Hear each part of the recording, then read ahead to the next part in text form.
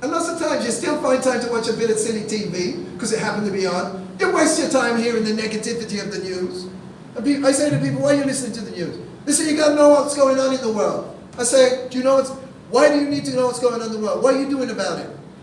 Like nothing, but you still need to know. I say, well then, what are you doing towards something in your society that is the world you know? The average person knows 3,000 people in their life.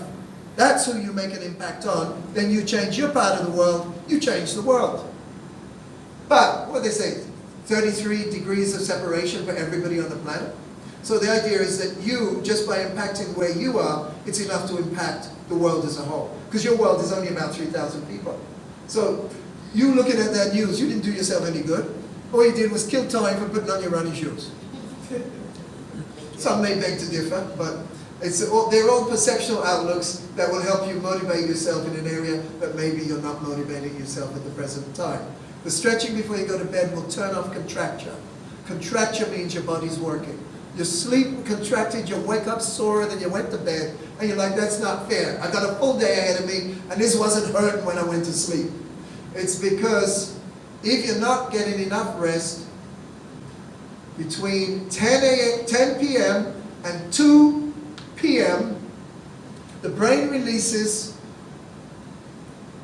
neural peptides and chemicals that cause anti-inflammatories through the body. It lessens pain in the body. If you're not sleeping in that period, and it's a deep sleep, then you will find that in that period, if you're not doing it, you will find you wake up with aches and pains because your body didn't get enough rest to recuperate. So rest is more important. Do what I do, power nap. You attempt to get it every day. You're blessed if you get 5 out of the 7. It doesn't have to be long. It's amazing what 20 minutes will do as long as you are allowed to go into deep sleep and you can set that alarm.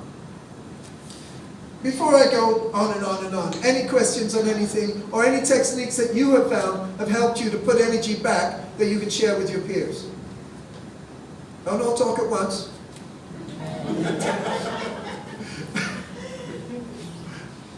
What I mean by that, is there anything that you personally know? Another thing is that, when you're teaching like that, lots of times you're on your feet all day.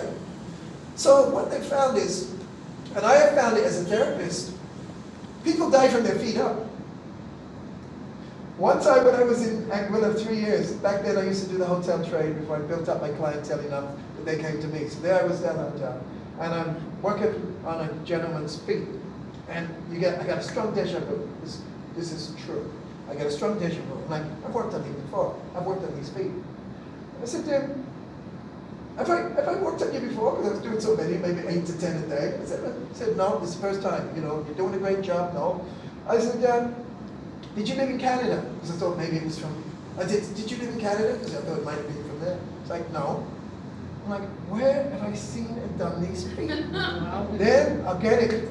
I go, oh, in my college studies, when we were working on cadavers, this is true, we were working on cadavers, so we could see what is underneath the tissues that we're working on.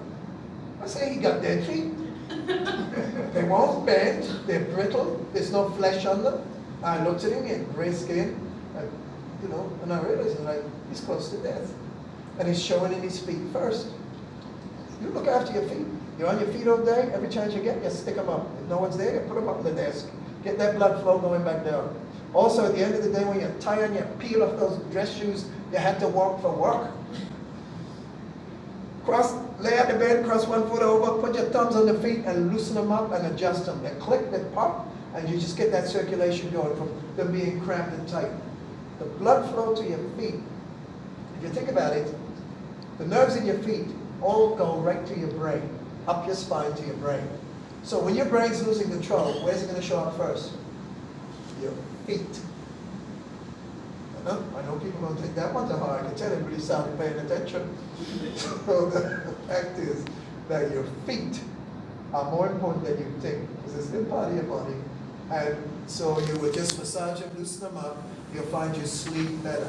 Because sometimes when your stress load is so high, exams, end of term exams, whatever the demands are, you're not tired, but you honestly can't sleep because you feel too stressed. If you take the tension out of your feet, you will find that it will really help. Right? Okay, that give you time to think. Any questions? I could go on and on, but you know, you've had a long 2 days. So all it is, I want you to at least have some tools at hand that you can look at carefully and implement them for putting energy back in you to make up for all the energy going out in the job that I highly respect that you all do. And anytime that you need even a small hour workshop on any variables on how to help yourself, Mr. Romney can set it up, and I will gladly come and do it. I'll make your way your running shoes, and I'll show you what stretches will help you. I'll supply the mats, or you could even do it at the gym. But I would help you, because the job you do is pivotal in the next generation or two as to the direction this island is going to go. For free? Your job, of course, for free. I wouldn't charge principals. So you come to Island Harbor? Pardon? You come to Island Harbor? Now that's very good. That's why you can see she management. She gonna make me come to her. No, you come to me. But it's good. A nice gazebo. And I've got even nicer, and then the mats in there. I'm gonna have to pack them in 2 cars. The mats and skipping ropes and everything, cushions in only there. 7 of us. How do you know? Maybe the other ladies will want to come too. Exactly. Are you understand? So it's free for the principals and deputy principals? As long as Mr. Romney sets it up, I will gladly do any informal workshops with the work you have. I totally understand the demands unfairly of your time. And I understand whatever you're getting paid is not enough. So it isn't. It isn't. So the calling that you have, which I'm glad I don't have, because it looks like too much work to me. The calling that you have, I will do my part to show you, because what I know is none of you here are 50, I can see that. But once you hit 50, Thank you. once you hit 50, thank you. A man learns to be diplomatic. And he wants harmony. Once you hit 50, no matter what you say, it's a decline to the grave, except for by reason of strength. It's biblical. The 70 after that, you're on your own, and everybody knows a decline. So if that's true, then you better know the tools, because I'm 64, just turned in Sunday.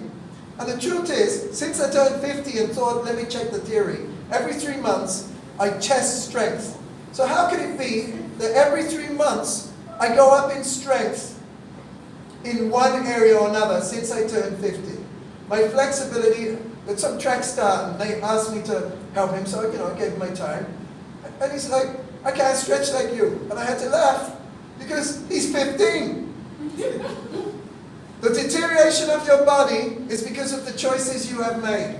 It has nothing to do with the onslaught of time. So stop wimping out and saying your backache is because of your age. No, it's not. Your backache is because of the choices you've made not to stretch at night before you go to bed, so you're not turning off your back. So if I could honestly say that my energy, strength has improved, and flexibility, at 64, that means if you stimulate it on a sensible basis, it just keeps improving. So that means I'm only going to share with you the tools. Let's make my poor wife, she's married to an older man. But the point is that you've got to look at it that the tools that I know work, and that I've been able, not just because they worked on me, because one man's food is another man's poison, it's that worked on at least 500 people over the course of the last 30 years in Anguilla. At least 500 people. I've run the longest, it's been 27 years of running fitness classes at 5:30 in the morning. So that's a lot of people going through my hands. Up to yesterday, it was 22 there at 5:30 in the morning for me to give them orders and yell at them. But the point is that, so I get to see what works and what doesn't.